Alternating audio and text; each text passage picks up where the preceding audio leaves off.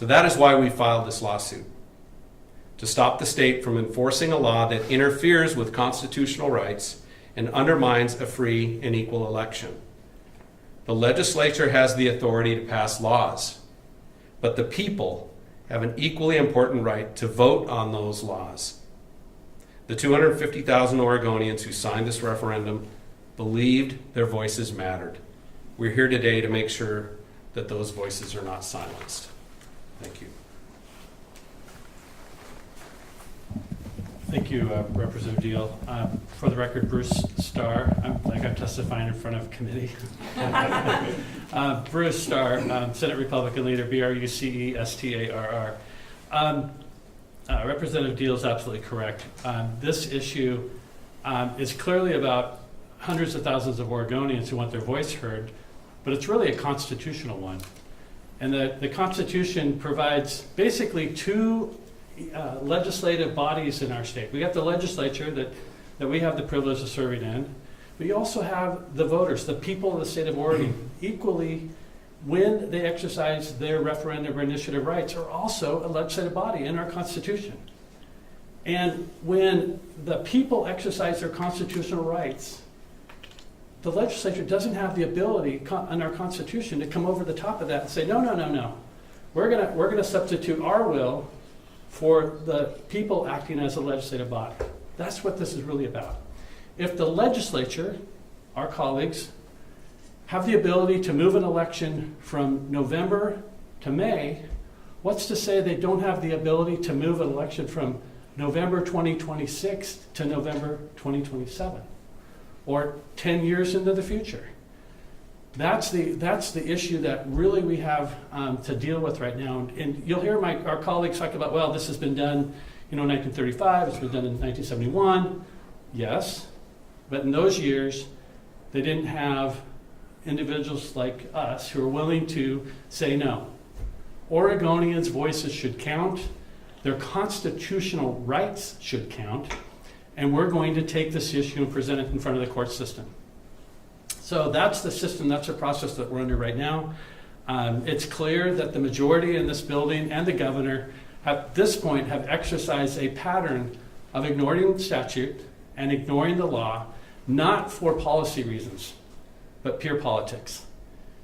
The majority in this building and the governor, the last thing they want, the absolute last thing they want, is to share the November ballot with their unpopular gas tax, registration fees, and fee bill. That's what this is really about. It has nothing to do with politics. I don't care about the words that were spoken on the House and Senate floor about how we need to have certainty. We have certainty. ODOT's budget is balanced. We don't need to worry about whether we're going to balance the budget. The reality is that the transportation funding conversation will continue in this building into the next legislative session and beyond. We don't need to have a May ballot for that to occur. We know what the voters are going to do with this vote once it's in front of them. But we're here to ensure that Oregonians' rights are protected, and thank goodness we have a court system that we can engage with and take these issues in front of a judge, and that's what we're excited to do, and that's why we're here. Thank you. For the record, my name is Jason Williams. I'm the founder and director of the Taxpayers Association of Oregon, and I want to remind people, just let the people vote. Let the people vote at a time and place of their choosing. 250,000 Oregonians signed this petition with this election date on it right here. It could not be clearer. And so not only were voters left out of the process last year by rushing these tax bills through with limited public involvement, but now they're just trying to sidestep the will of the voters again. It's not up to them. The voters have already spoken. They've picked their election. They did their due process and signed a petition in historic numbers because they want to have a vote. And a lot of people are looking at the future of their business and whether they can survive under this tax, and they want to be able to have their vote heard. So thank you. Question? Yeah. Well, you all have said virtually nothing about where you filed, who you filed against, who are the plaintiffs, what are your arguments? I mean, That's a good question. That's a good question. So we're filing in Marion County Court. It is against the Secretary of State, Tobias Reed. We are the three of the plaintiffs. We also have plaintiffs, I think about 36 additional plaintiffs from across the state, and from a variety of different political backgrounds and perspectives. We're filing for a temporary restraining order. Yes, and yeah. And the key elements, I'd say, number one, the rules changed after qualification. We had everything qualified for the November 3rd election, and Senate Bill 1599A changes the rules. This is interfering with the people's constitutional power. The Oregon Constitution reserves a referendum power to the people. We have to remember, this has been in place for over 100 years. This was in place, this was part of the Oregon system. It was kind of a model for the whole country. And this is in our Constitution as a check and balance against a corrupt political system. You look at how they talked about it at the time. That's exactly why we have it. And for the legislature to come in now and change the rules, this is not in their hands anymore. This is in the people's hands. That's why the referendum process exists. It's a threat to free and equal elections. Changing the election procedures midstream undermines our constitutional guarantee that all elections shall be free and equal. As I talked about, it shuts citizens out of the voter pamphlet. And also just protecting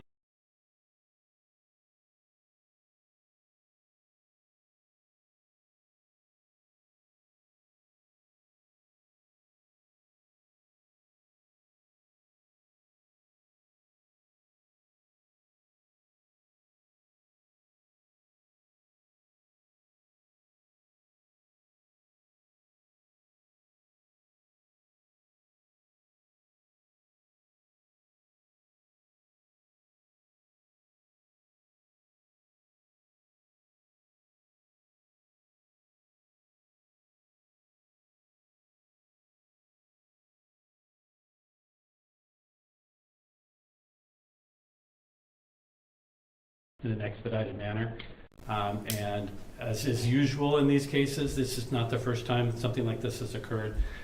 These cases generally are expedited up the chain relatively quickly, just because of the issues that are at hand. But let's say you lose and then you appeal, then you essentially run out the clock so it wouldn't happen in May no matter what? So that's a very good question that I'm not sure I know exactly the answer to. So do you have I don't have a good answer for that either.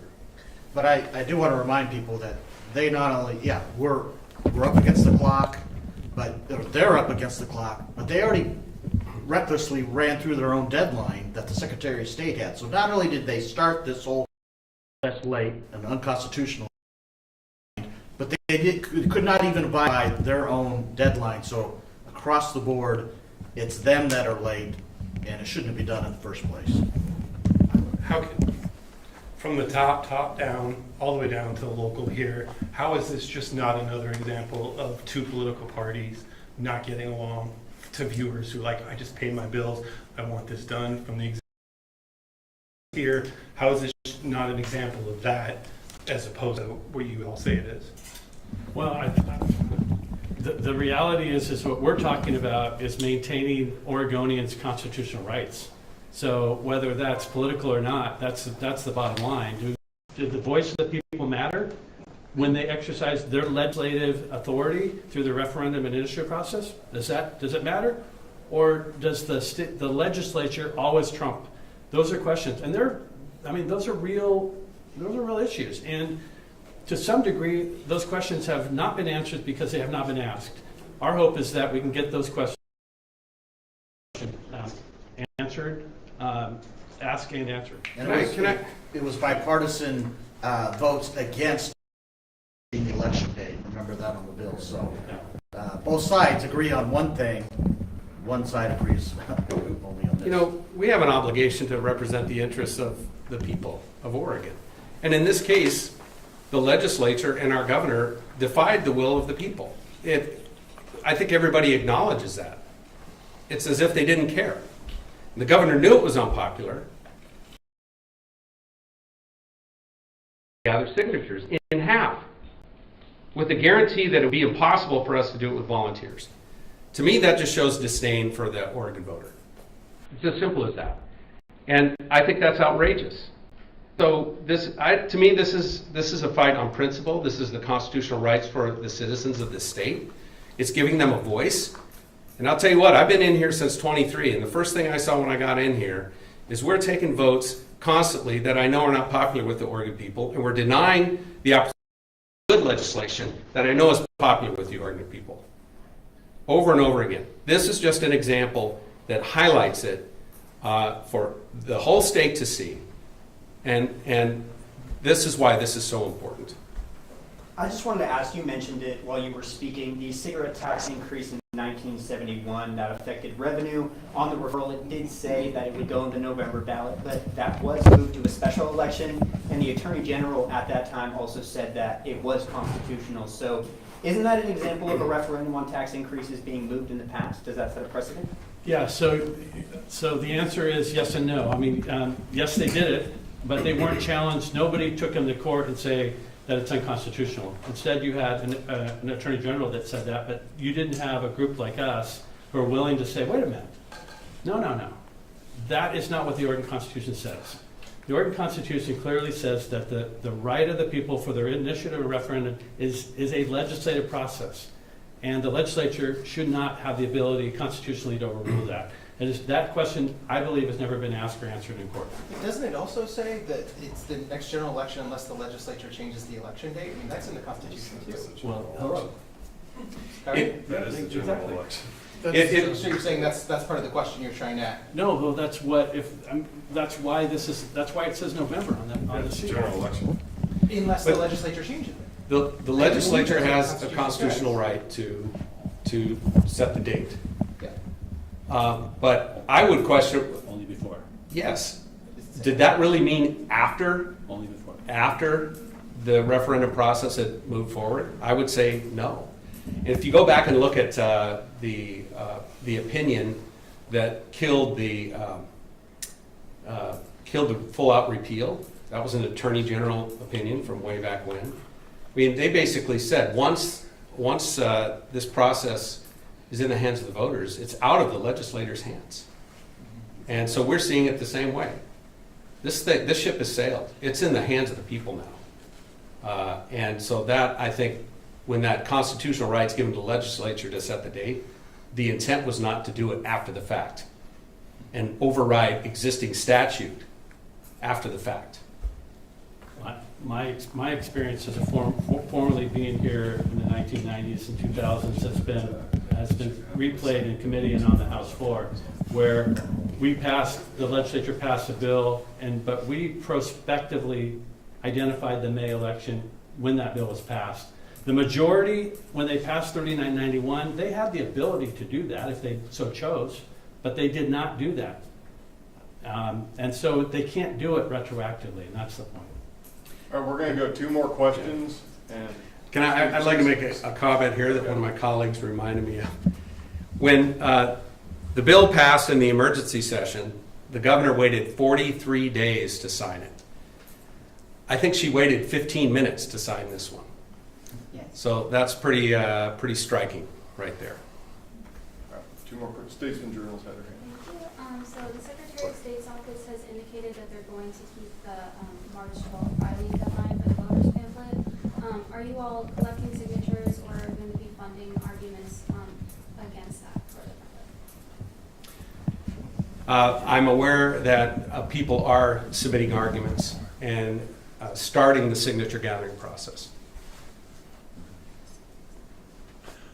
What's the perfect scenario to wrap this up that you guys see as the best possible ending for everybody? Yeah, the best ending is the judge says, yeah, this is a complete violation of our citizens' constitutional rights. We're going to keep this thing in November. No, the best solution is for them to say, "Oop, we made a mistake. We'll drop it. we'll let you have your vote. We were wrong."